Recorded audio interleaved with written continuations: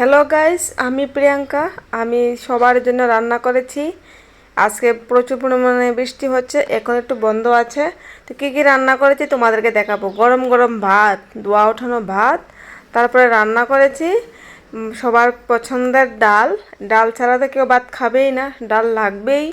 তারপরে করেছি কাঁঠালে বিচি দিয়া ঝিঙ্গা দিয়ে শুটকির তরকারি। এটা খাবে শুধু মেয়ে, অল্প একটু করেছি, ঝিঙ্গা একটা মাত্র ছিল। তারপরে করেছি আমাদের জন্য ঢেঁড়স ভাজা। মেয়ে ঢেঁড়স ভাজা খাবে না, ও ঢেঁড়স ভাজা খেতে চায় না। তারপরে মেয়ের জন্য রান্না করেছি ডিম ঝোল, একদম তেল তেল করে রান্না করেছি যাতে খেতে ভালো হয়। তারপরে রান্না করেছি সবার পছন্দের, বিশেষ করে আমার স্বামীর, আমার শ্বশুরের পছন্দের তেলাপিয়া মাছের শস্য ঝোল। দারুণ হয়েছে খেতে। আমার শ্বশুর তো খুব প্রশংসা করেছে খেয়ে। দেখছো বৃষ্টি পড়েছে। Tata bye.